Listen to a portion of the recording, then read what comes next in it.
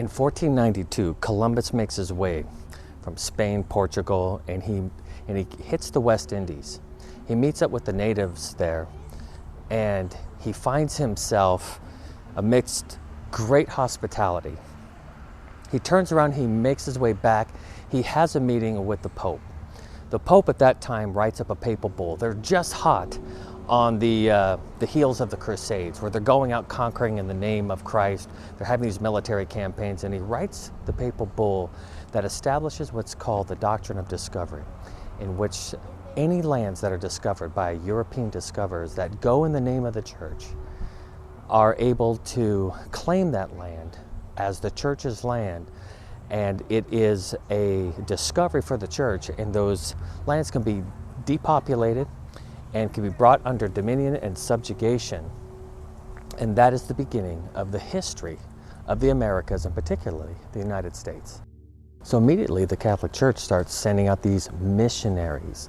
And these missionaries were establishing these missions all throughout the United States as a stake of dominion. And so the roads that they would call there is called the road, the Via Dolorosa, that this was going to be, a hard road, but it was going to be established for Christ. And so that's why you'll see, like in California, you will see what's called the King's Highway, or the El Camino, the way. And so this is where they would set up these places as fortresses for this kind of embattled concept of the city of God, Augustine's concept of the city of God and the conquest that is to be in this new land, this new discovered land. And so let's check out and let's kind of see what some of these missionary cathedrals look like.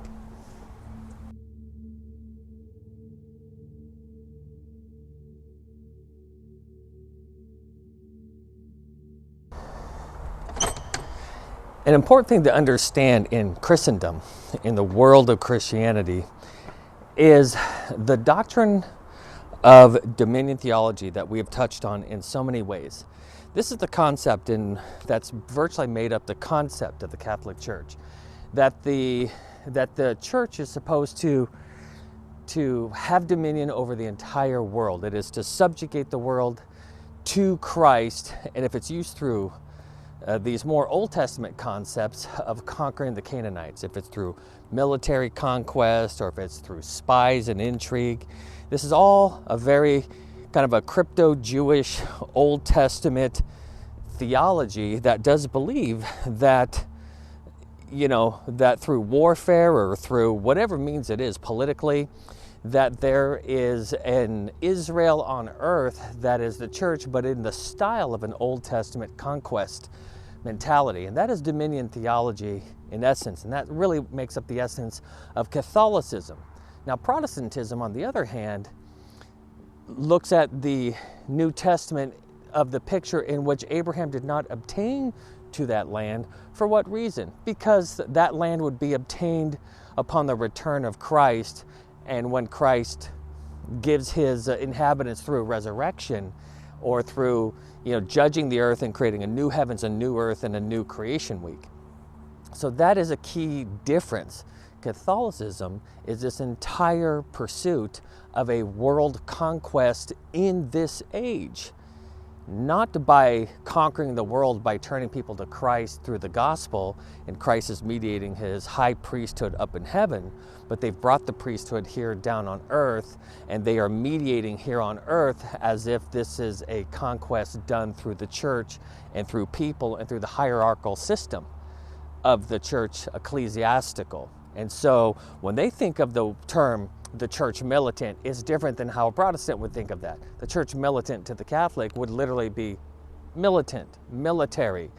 The Jesuit order, it's an army. You could kill.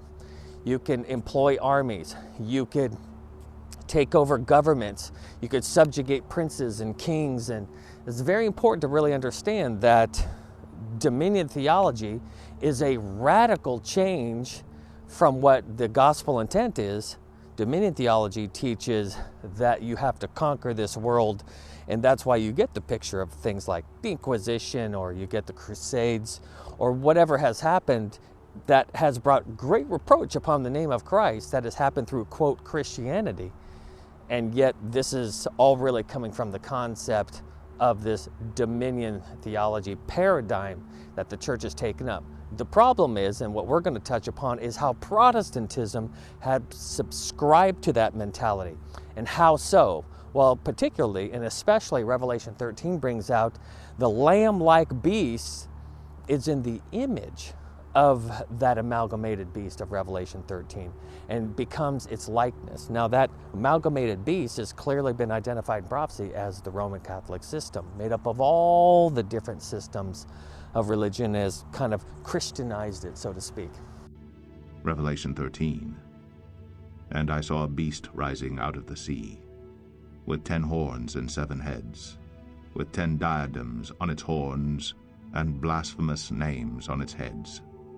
And the beast that I saw was like a leopard, its feet were like a bear's, and its mouth was like a lion's mouth. And to it the dragon gave his power, and his throne, and great authority. One of its heads seemed to have a mortal wound, but its mortal wound was healed. Then I saw another beast rising out of the earth. It had 2 horns like a lamb, and it spoke like a dragon. It exercises all the authority of the first beast in its presence, and makes the earth and its inhabitants worship the first beast whose mortal wound was healed.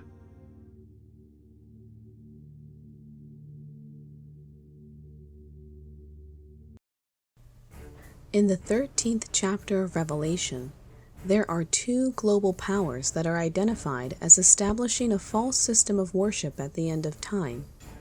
One is an ecclesiastical power, swaying the world through its religious authority. The other is a secular power, the most influential nation in all the world. Through the unification of the ecclesiastical and civil powers, a counterfeit system is derived in which religious liberties are removed, and the freedom to worship God according to one's own conscience will be supplanted by the conscience of a church-state government. Variation from the established authority will be punished as heresy or treason. As far-fetched as all this may seem from America's future, this is not the first time the secular and religious powers have united into a single tyrannical government. For roughly 1260 years, Justinian's code reigned from approximately 538 AD until 1798. Justinian's code was the civil law of Europe, which stated that the Roman Catholic faith was the only authorized religion, and that the Roman Catholic pontiff was the supreme power of God on earth. Any persons who denied the Pope's supremacy or rejected the Catholic faith were subject to civil punishments. Justinian's code formed the basis of religious intolerance for nearly 13 centuries. We desire that all people subject to our benign empire shall live under the same religion that the divine Peter, the apostle, gave to the Romans. We order all those who follow this law to assume the name of Catholic Christians, and considering others as demented and insane, we order that they shall bear the infamy of heresy. Let no place be afforded to heretics for the conduct of their ceremonies, and let no occasion be offered for them to display the insanity of their obstinate minds. Let all bodies of heretics be prevented from holding unlawful assemblies. The freedom for lay people to assemble in their own churches and worship God according to their own conscience was considered, quote, unlawful assemblies. The freedom to even speak about religious matters in public would be visited by the severest punishment. The Pope was considered the head of all the churches. Those who were labeled as heretics were to be deprived of their right to property and inheritance. The right to buy or sell was taken away, and the heretic's crimes were considered to be treason, punishable, quote, beyond death. No one, whether he belongs to the clergy, the army, or to any other condition of men, shall, with a view to causing a tumult and giving occasion to treachery, attempt to discuss the Christian religion publicly in the presence of an assembled and listening crowd. We desire, in the first place, that their offense should be classed as a public crime, because whatever is committed against the divine religion is productive of injury to all persons. We punish them by the confiscation of all their property, and we wish them to be excluded from obtaining any gift or inheritance of any description whatsoever. In addition to this, we deprive anyone found guilty of these heresies of the power of giving, purchasing, selling, and, finally, of making any contracts. An investigation of this kind shall also extend beyond death, for, as it is permitted to denounce the memory of the deceased in case of treason, it is not unreasonable that a heretic should undergo the same sentence. A government that takes away the right to buy or sell as a civil punishment for religious crimes is described in Revelation 13 as a power that will again rise to supremacy at the end of time. The unification of church and state may not be so distant of a reality as it may seem. The legal precedents to establish laws like Justinian's Code in America has already been established through a series of papal bulls known as the Doctrine of Discovery. These bulls make up the body and basis of the laws which establish the right to land ownership in America. In 1095, Pope Urban II passed the first international law in his papal bull entitled Terra Nullius, or Empty Land. This bull gave kings and princes of Europe the right to, quote, discover and possess non-Catholic land in various regions of the world on the basis that the land was considered legally empty because it was not under Catholic rule. In 1452, the papacy issued another bull called Dum Diversas, which gave the Spanish monarchy the right to invade other lands and place all non-Catholics into perpetual servitude. We grant to you full and free power through the apostolic authority by this edict to invade, conquer, fight, subjugate the Saracens and pagans and other infidels and other enemies of Christ, and wherever established their kingdoms, duchies, royal palaces, principalities, and other dominions, lands, places, estates, camps, and any other possessions, mobile and immobile goods found in all these places and held in whatever name, and to lead their persons in perpetual servitude. The bull that legitimized Christopher Columbus's discovery of America was issued by Pope Alexander VI, called Inter Cetera, or Among Other Works, and was issued in 1493 as a part of the Bulls of Donation, granting the Spanish monarchy the legal title to the land that Columbus had discovered, and issued a title granting rights to any future lands that might be discovered in non-Christian parts of the world.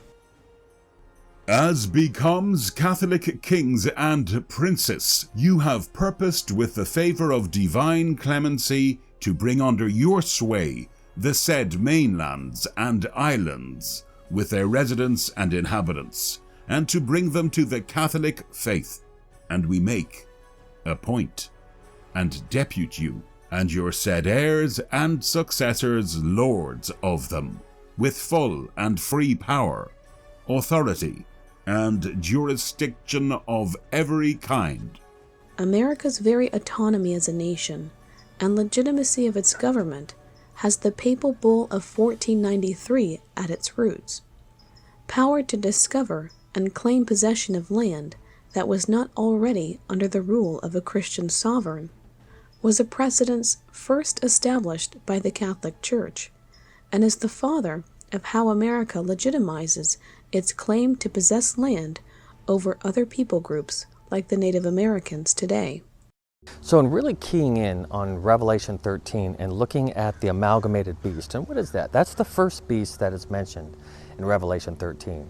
And that is the beast that has the body of a leopard, it has the mouth of a lion, it has the claws of a bear, and then it has 7 heads and 10 horns, and it's clearly been identified in prophecy as the Roman Catholic system. It's the papal system that truly had adopted all the qualities of Babylon, Medo-Persia, Greece, Rome, all the persecuting powers, the stealthful body of the leopard, and its ability to camouflage and to hide, the great jaws in the persecuting power of the bite of the lion. It has the claws of a bear. If you've ever seen the claws of a grizzly, then it has the 7 heads and the 10 horns, and that's all this amalgamated system. And that's why when you look at the Roman Church and you even look at all the symbols, it's all religions all melded together. That's why the Catholic system needed Neoplatonism, the ability to use what's called the law of Hermes, the Hermetic kind of doctrine of looking at all religions and what is the theme of all religions that's played out in maybe the different characteristics of Buddhism or in Hinduism or in Shintoism or in whatever idea that it is. It could be any pagan idea, but it's all culminated or all boiled down into how does this all sync up and link up, and it's really saying all the same thing. Well, that's Neoplatonism, and that is why the system is identified as a harlot, as something that takes in all the religions and amalgamates it and turns it into this system, this dominion theology world religion system called Catholic. Now that's the first beast. Now the second beast, which is a lamb-like beast that rises up from the land, has been clearly identified around the time in which the Catholic beast, that system, it was given its power in 538 when the Ostrogoths were finally defeated by the Roman armies through the Roman Catholic system. It was able to negotiate and able to dismantle a lot of the conflict that was there, and there were treaties involved, and that gave rise to the Roman Catholic system in 538.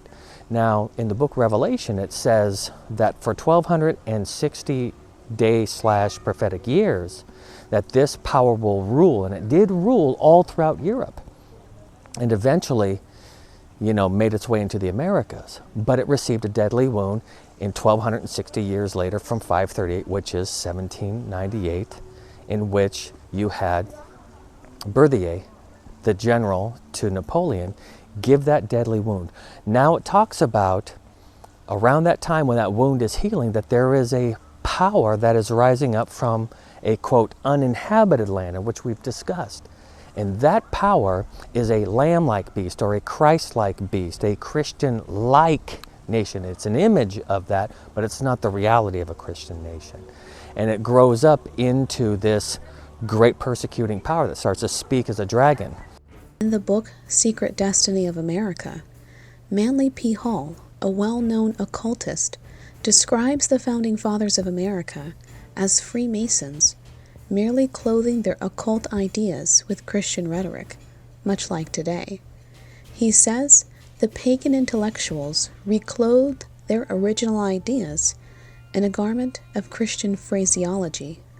In this way, America is a lamb-like beast, claiming to be founded upon the principles of Christ, but merely using Christian language as a cloak for ulterior agendas. Now, what's fascinating to understand about that power is when you look in the Old Testament under that word for a lamb-like beast, it's the word re'em, R-E'-E-M, and that is the picture of the buffalo. Now, anytime that beast is brought up in the Old Testament, it starts off as a power that liberates God's people. It's first brought up as God identifying himself, and he liberated his people from Egypt. And then from Egypt, Pharaoh couldn't hold them down. It was an animal that can't be tamed. And then many times it's showing that this is a liberating animal, which is exactly what the United States is, and it came up right around the whole late 1700s. But later on, it goes from being an untamed animal in which you cannot put a harness upon, you can't control, to a lawless beast, and gives its power over to the papal power, is what it says in Revelation 13. It hands its power over and reinvigorates the papal system.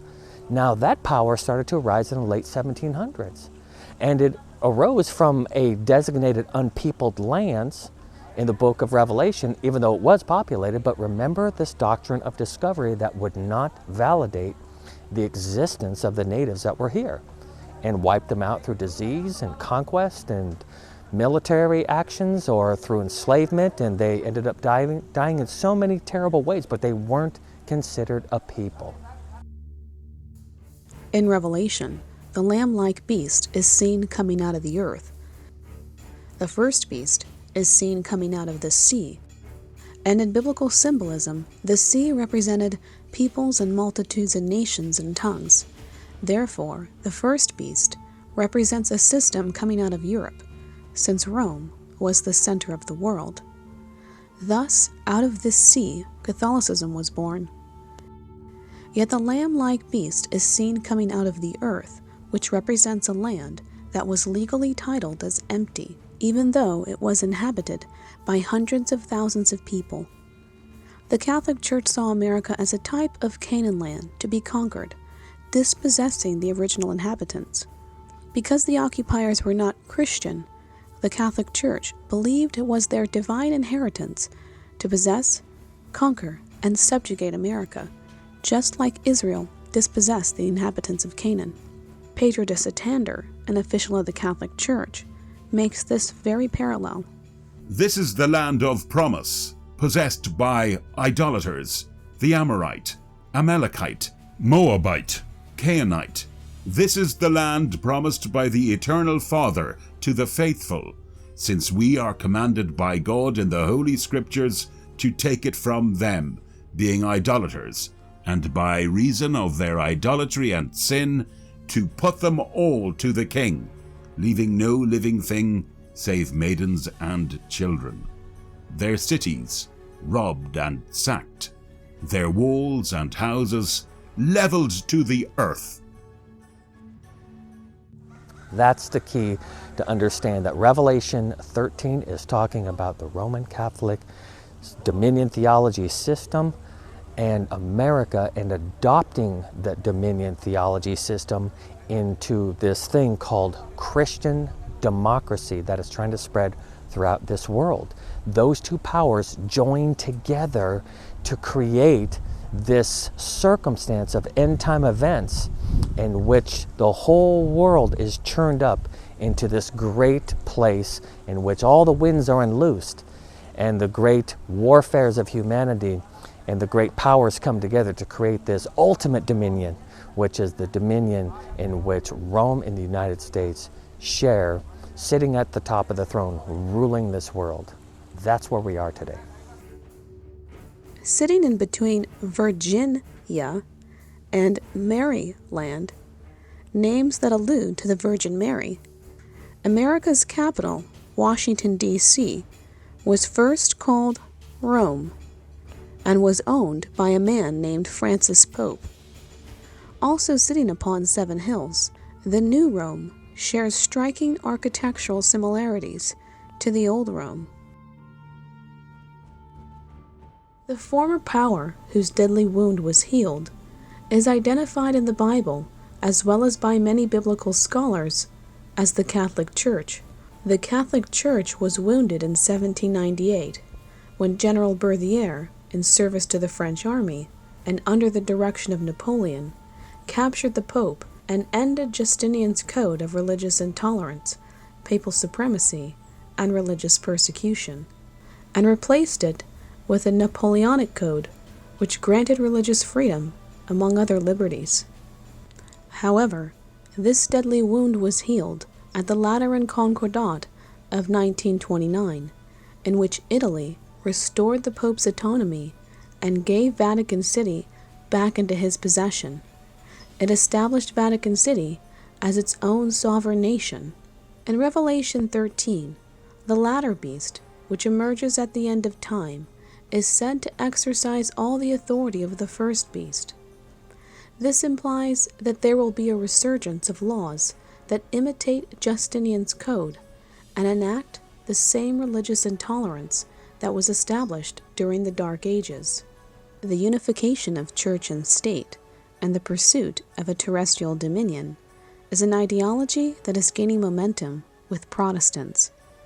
At the end of time, the biggest supporters of a church-state government will be American Protestants.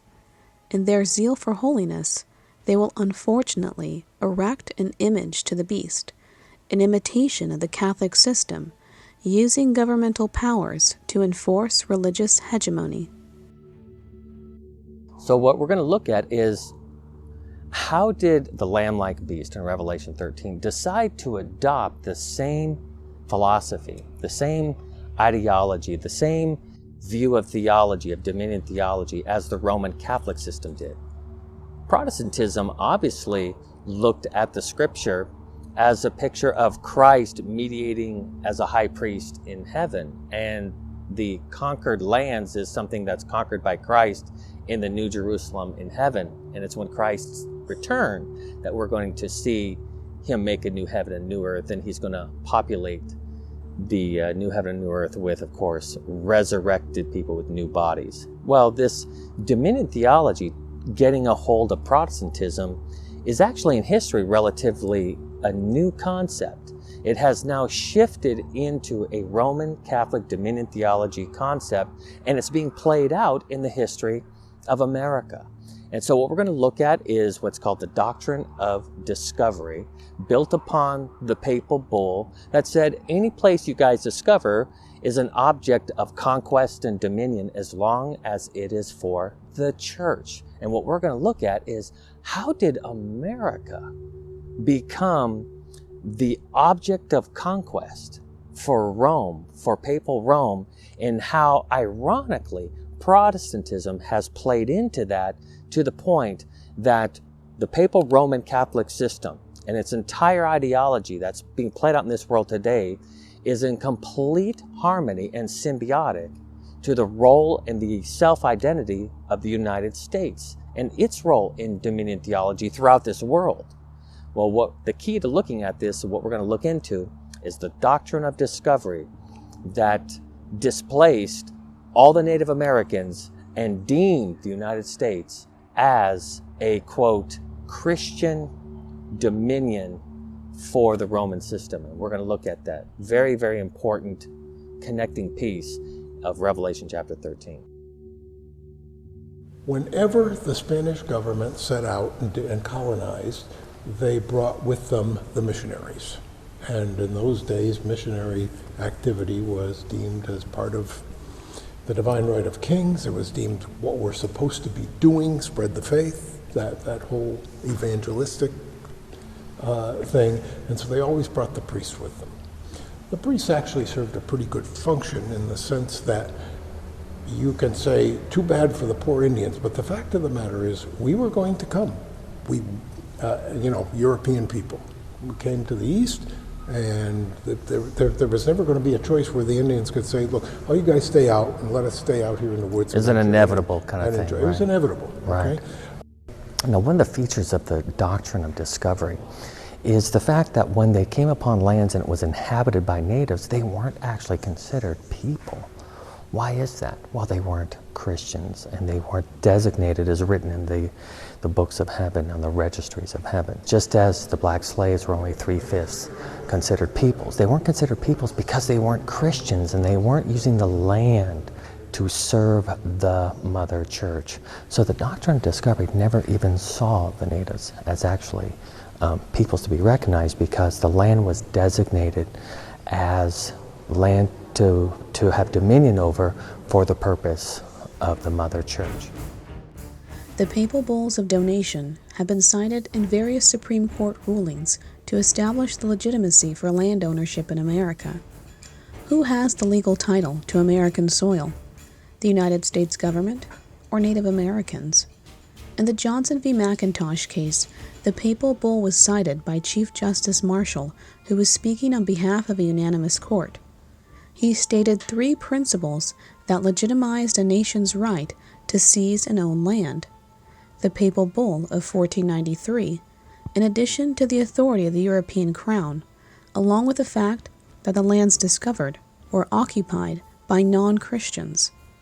All this, he stated, gave Europe the legitimate right to own the land it seized by force. In the Johnson v. McIntosh ruling, Chief Justice Marshall stated, "On the discovery of this immense continent, the great nations of Europe were eager to appropriate to themselves so much of it as they could respectfully acquire. Its vast extent offered an ample field to the ambition and enterprise of all, and the character and religion of its inhabitants afforded an apology for considering them as a people over whom the superior genius of Europe might claim an ascendancy. The potentates of the Old World found no difficulty in convincing themselves that they made ample compensation to the inhabitants of the New by bestowing on them civilization and Christianity in exchange for unlimited independence. The history of America from its discovery to the present day proves, we think, the universal recognition of these principles. Spain did not rest her title solely on the grant of the Pope. The right of discovery given by this commission is confined to countries then unknown to all Christian people, thus asserting a right to take possession notwithstanding the occupancy of the natives who were heathens. The right derived from discovery and conquest can rest on no other basis, and all existing titles depend on the fundamental title of the crown by discovery." Joseph Story, a contemporary of Justice Marshall, and author of the Commentaries on the Constitution, summarized Justice Marshall's ruling by saying, "The Indians were a savage race, sunk in the depths of ignorance and heathenism. They were bound to yield to the superior genius of Europe, and in exchanging their wild and debasing habits for civilization and Christianity, they were deemed to gain more than an equivalent for every sacrifice and suffering. The papal authority, too, was brought in aid of these great designs, and for the purpose of overthrowing heathenism and propagating the Catholic religion. Alexander VI, by a bull issued in 1493, granted to the crown of Castile the whole of the immense territory then discovered, or to be discovered." So let's talk about how the doctrine of discovery in that 1493 papal bull started to play itself out in the United States. And it really came from the pushing of the natives across to the west, pushing them west and displacing them and taking people like the Cherokee, the Choctaw, the various Indian groups and moving them west of the Mississippi. And the very precedent for that displacement was in fact that papal bull of 1493, when natives would go to court and they would say, hey, listen, these lands were promised to us. We made treaties with you. Why are you breaking these treaties? The precedent was always, at least as far as legally and in the courts, they'd always go back to that 1493 bull saying that these are Christian lands and you are heathen unbelievers, and therefore you don't have a right to those lands. And one of the most fascinating parts of that story really played itself out in 1823 of Johnson versus McIntosh. And what it is that Johnson had bought lands from the Native Americans, and now somebody else had bought those lands later on from the United States government named McIntosh. Now, when those lands were in dispute, the judge, and his name is Judge Marshall, had ruled for McIntosh because he, at that point, cited the Doctrine of Discovery in that papal bull of 1493 saying that this is a Christian land, a Christian nation, and the United States was built upon the concept of the Roman Catholic Church going on its ventures of discovery to obtain dominion of unconverted peoples. And so what happened was that showed you the precedence that for all land disputes, the bottom line is in the United States and throughout the Americas, as you'll come to find out, is that that papal bull is the very foundation of all law of possession of land in the United States.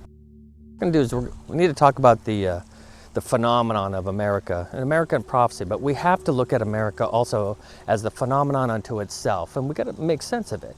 Why is it that America can pretty much do what it wants in this world, and it's okay. It's okay in the minds of Americans. There's a rationale, there's a justification for it. Why this radical, what's called jingoism, patriotism? No matter what America does, the purpose of America is great and right and moralistic. Where does the moral authority come from in that way that even things that in our sense of kind of cognitive dissonance, we look at it and we go, we know that's not right, but that's okay because we're doing it. Where does that come from? That's what's so important to really understand. How does this Protestant phenomenon play into the political system of the United States? What do I mean?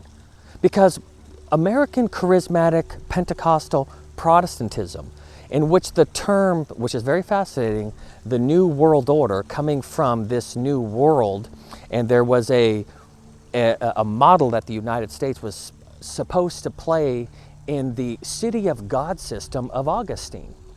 Now, you see, the whole point of this doctrine of discovery and making the world the dominion of the Roman Catholic Church is really culminated in the idea of Plato's idea of Platonia, or the city of God that Augustine had talked about, and that America is to be the place that is the catalyst for that idea.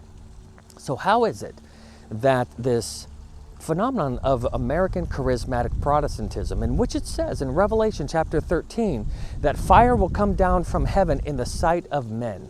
What is that talking about? Well, it's obviously accessing the imagery of Elijah and the prophets of Baal, and when God accepts an offering, fire comes down from heaven. And so Pentecostalism is based upon the idea on the day of Pentecost that God accepted the offering of Jesus Christ as the high priest, and fire came from heaven as a picture of accepting that offering. So in the charismatic or in the Pentecostal mind, when you're given the gift of tongues the way that they look at it, which is strange enough, it's where the oracles would speak in this unintelligible, mystical language, that they are accepted of God. And it's a sign that they have a special, unique acceptance of God, and that's a demonstration of that. Well, American Protestantism plays into the American political system, plays into the sense of the American identity, and that's where you get the phenomenon of American Protestantism of prosperity from. I've heard people say it's not about money, it's about peace, and it's about joy, and it's about love. It's about money. Money!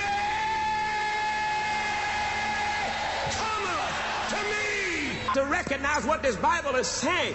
God is trying to put glorious material wealth and blessings into our hands.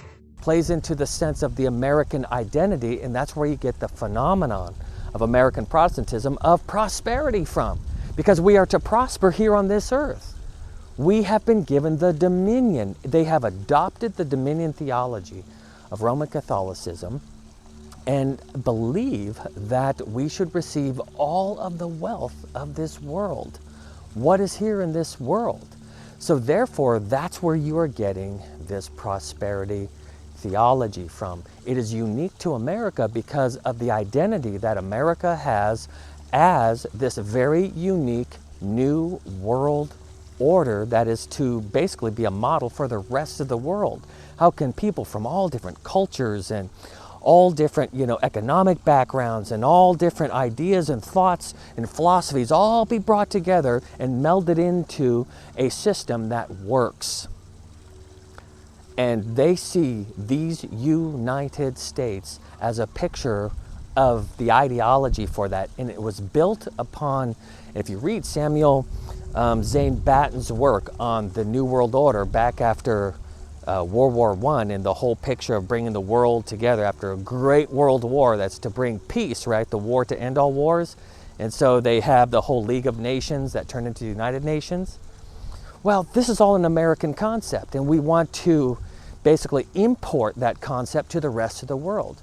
So what do you have? You have the United States to this day going out throughout this entire world to be an upheaving nation like this Re'em, And it is breaking up the ground of all of these countries and whatever influence it might have of displacing kings, displacing presidents, putting in a new regime. And the idea of that is to create the chaos, and from that chaos, in other words, you create the problem, and then you create the reaction, and then you come in with the democracy solution. And it is this picture of Christian, democratic, dominion theology. The Hegelian dialectic is a threefold process of problem, reaction, solution that governments often use to create a collective consensus. Hegelian dialectics is used to describe the linear evolution of ideas, a new consciousness that emerges as a result of contradictory ideas participating in the problem-reaction-solution cycle. An example of the Hegelian dialectic would be how the Nazis faked attacks on their own people and resources and blamed it on the Poles, whereby the emotions of the German citizens were aroused and the Nazis were able to justify an attack on Poland. On a more grand scale, the Hegelian dialectic has been used to describe how governments and institutions create problems in order to gain a reaction, whereby they can implement their predetermined solutions that would otherwise have been opposed by the people. The American government today continues to use the Hegelian dialectic to arouse the emotions of citizens and effectively corral them into a predetermined agenda, such as war. Even Protestants, not just Catholics, are cheerleading the idea that we need to pass religious laws and we need to make this a moral nation and we need to turn this into a Christian nation. The Christian nation thing is a good idea. Totally forgetting what the Pilgrims' whole point of separation of church and state, because they left a system that tried that in Europe. Rome had its tentacles on all the powers in the... In fact, it's fascinating to understand this, is that prosperity wasn't happening to a nation until it became a Protestant nation, because it believed in each person was equal. That making money wasn't particularly an evil thing when you had a free market system.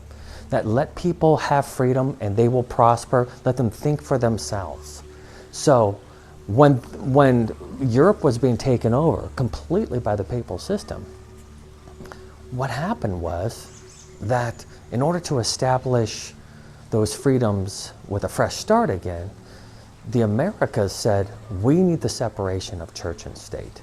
You cannot have the yoke placed upon, the ecclesiastical yoke placed upon the necks of a secular society. So that will kill the prosperity of it, and it will turn into a tyranny. So the point of that being is that what is happening actually today is the cheerleading that's going on in regard to saying, hey, we need to now mend church and state. That's the answer. As if we're not going to learn from history. What is the great lesson from history in regard to that? That when you put church and state together, you get the medieval church and you get all the persecution that is somehow inflamed from that.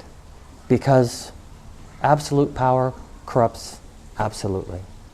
Same thing with when Rome unites with the Jewish leadership. What was accomplished in that union? Well, the murder of the Messiah. There is a continuity of history over and over again. We're not going to get a different result. When the United States makes the decision to enmesh itself with Roman Catholicism and apostate Protestantism, and they all coalesce together, and they create that one system, that lamb-like beast, that hands its power over to the amalgamated beast, what would be the result of that? Well, it's sad that everybody is cheerleading the concept that in order to fight the Islamic onslaught, in order to fight the evils that are out in this world, we have to turn it back into a religious war. That is a problem, reaction, solution scenario that we have not yet really learned our lesson about. An important teaching that we had touched on in another series is we have talked about the origins of Islam coming from North African desert Catholic fathers. The ascetics that were out there, the ascetics, the monastic desert fathers were out there developing this Arabian offshoot of Catholicism. That's the irony. And they have always been used as a proxy, basically stick that stirs things up. So, and then the reaction is there, getting everyone all in turmoil. And then comes the Roman Catholic, quote, peacemaking process that was talked about by the gentleman in the chapel earlier, that they came as peacemakers. But that's always the role, to create all sides of the element that was normally peaceful. That's the key thing to really even understand.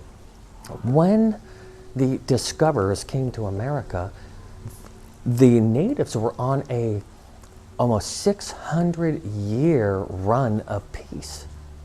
The wars were small skirmishes at the best, but the Mayans were on 600 years of peace with the other natives at that time. There's about a 500-year program of peace. What comes is now the, quote, explorers / discoverers that turned into conquistadors, in which now the priests and the missionaries and the Jesuits come as the supposed peacemakers, but it was only for the purpose of what he called,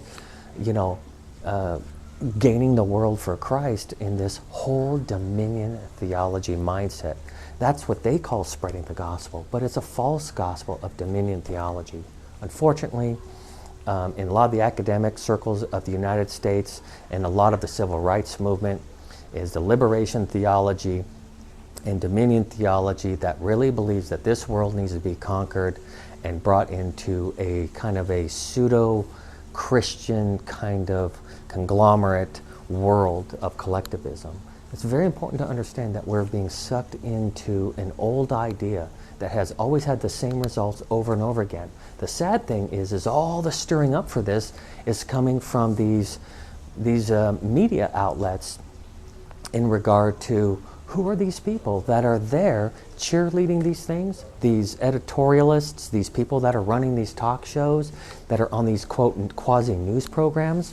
Catholic, Catholic, Catholic, Catholic, the whole time. And the Protestants that are upon it are people that have subscribed to this apostate Protestant concept that we need to conquer the world in a militaristic and political and economic way for the kingdom of Christ. And this is the recipe for the end day events. That's what's important to understand. Those that keep the commandments of God and have the faith of Jesus will keep the actual 10 commandments. This other system will give you the set of commandments that have come through the Roman Papal Catholic system and the apostate Protestantism system, and it will be a new set of commandments and laws that will be in opposition to the 10 commandments that God says in order for you to be sanctified by the Holy Spirit, those 10 commandments need to be written upon your heart. And what's going to happen is there's going to be the memorial of the authority of Rome has always been the commandment in establishing Sunday for an entire nation and country and people to keep, to fall into its rhythm. And then those that keep the commandments of God, and God says the memorial of us coming under His lordship is that we enter into His rest through the seventh-day Sabbath keeping. Look forward to that being the key focus of what is the memorial of dominion.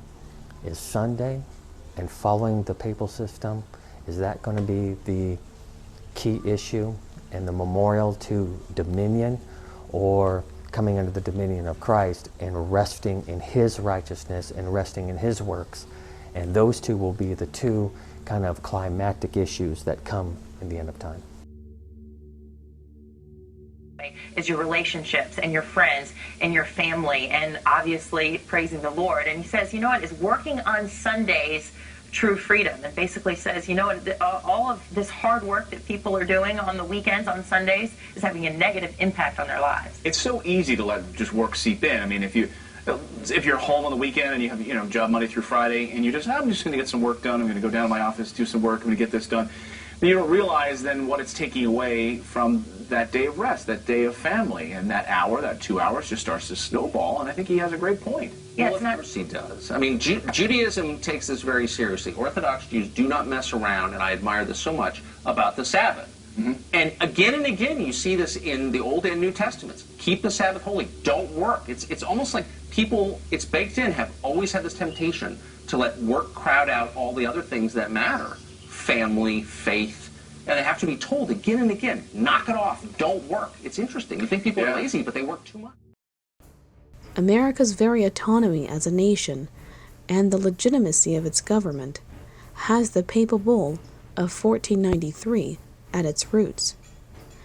Due to the legal enmeshment of America and Rome from the very beginning, it becomes easier to see how a reenactment of Justinian's code, or a legal system similar to it, can take place in modern America. Currently, many Protestants have begun to call for the unification of church and state without realizing the enormity of the consequences. Well-meaning, yet misguided American Protestants have been vying for Christian biblical law to be enacted in the government. With the increase of immorality, the rise of every type of crime, every form of violence, abuse, and wickedness, Christian men and women who believe that the only way to beat back the wave of coming evil is through the legislation of a biblical morality. But is this just a deceptive substitute for preaching the gospel with increased fervency and the call to greater self-sacrifice to save the lost? All right, so let's look at the two systems that are really kind of coming into this kind of great clash at the end of time. The system that is the dominion system in which apostate Protestantism, Roman Catholicism, and all the world powers that are coming together. The book of Revelation talks about the book of Daniel. You know, we're talking about the kings of the north, the kings of the south, secular powers, ecclesiastical powers, coming to this great storm that clashes. And it's the idea of breaking up the ground to create what Satan ultimately wants to create. What is that? He wants to create his own dominion. And this earth has been in his crosshairs as the targeted place. He wants to establish this place as the Babylon, the great opposition, the great kingdom that's in opposition to God. And the way he has to do that is to get a total global compliance on his, I just want to say his dominion. How is he going to execute his dominion? He does it through law, through his laws. And if we can get a world that is finally agreed on an economic system, is finally agreed on a political system, is finally agreed upon an international law system, and to create this Pax Romana, this Roman peace, that is the model for this whole thing, to bring all the religions together, to bring all the ideology together, to bring all the philosophy, the education, the economics, everything pulled together, to create this system and to seal this system where it's like Babylon. Their thoughts are on this one agenda, this one idea, it's one occupation.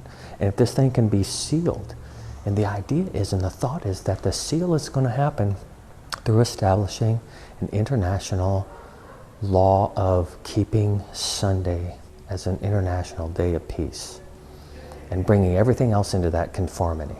There's no way that someone who's been given the Holy Spirit, who's sanctified by the Holy Spirit, and who the law of God is being written upon their hearts, in which he says, I'm your Sabbath, rest and abide in me, are going to be okay with overtly violating the law of rest. In other words, the law of matrimony, in which you come under the dominion or the rest of your eternal husband, Christ. So these two issues are going to clash together. It will be the memorial of dominion of Sunday, or the memorial of rest in peace of the Sabbath. And those two things will come together at the end of time. What does it mean to actually do real Christian evangelism? How do you conquer the world for Christ and not turn it into dominion theology? Christ made it clear on the Great Commission. The Great Commission was to go into all the world to preach the gospel. But what is that gospel? The gospel was that Christ had conquered sin and death and the grave. and that he ascended to heaven to stand before the Father, in which the Father can declare legally and in every sense of the word that you are righteous. You or me are righteous because of the work that Christ has done for us. What God declares ultimately is going to really be the basis of the gospel. In other words, does God write you in the Lamb's Book of Life? You know, when Jesus was talking to his disciples, and they were so excited that, you know, they're casting out demons, and it says that we even saw Satan come down as lightning. In other words, you know, we saw him cast down. He had no power. And Jesus says, what you should be rejoicing over is that your name is written in the Lamb's Book of Life. That's the gospel. The gospel is, are you in the registry of heaven? So when God brings in the kingdom of heaven, which is not in this age will be destroyed. This age will be wiped away. When God brings in the kingdom of heaven, it comes with his return in the clouds of glory. And what does he bring? He brings the crown of life and righteousness. In other words, he calls to that grave, all these graves that are around here, those that are faithful in Christ. Well, that kingdom is a kingdom of power and life in the name of Christ. And when he calls forth our names from the grave, we rise. That's the beginning of that kingdom. He takes us to heaven, and he puts crowns upon our head and rewards us for him working in us, in our lives, through the person of the Holy Spirit. And then it says that the meek shall inherit the earth. So what happens? Is heaven our permanent home? No. What does happen? It says that the New Jerusalem comes down as a crown, as a bride, sets upon this earth, probably right in Jerusalem. I wouldn't be surprised. The earth is desolate, void, broken, and it says in Revelation 20 that he resurrects the dead, and everyone that was ever alive that was not written in the Lamb's Book of Life will have to stand before God in that day of judgment, that every thought, every word, and every action will be brought into account down to the most minute. And we will have to stand before God judged. Now, those that stand in the kingdom have been judged in Christ on Calvary's cross.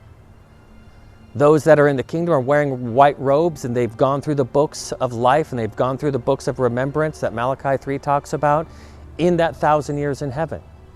And they have been given the kingdom of heaven. The wicked, it says in Revelation 20, surround that dominion theology. The children of the earth are going to be playing its ultimate role out on the second resurrection. That's when all the nations come together as one, as a giant Babylon, to come and to attack the new Jerusalem, the resurrected saints, and Christ is in the midst of that city. And then, and only then, does God destroy the wicked. Turn this world into a giant sea of fire.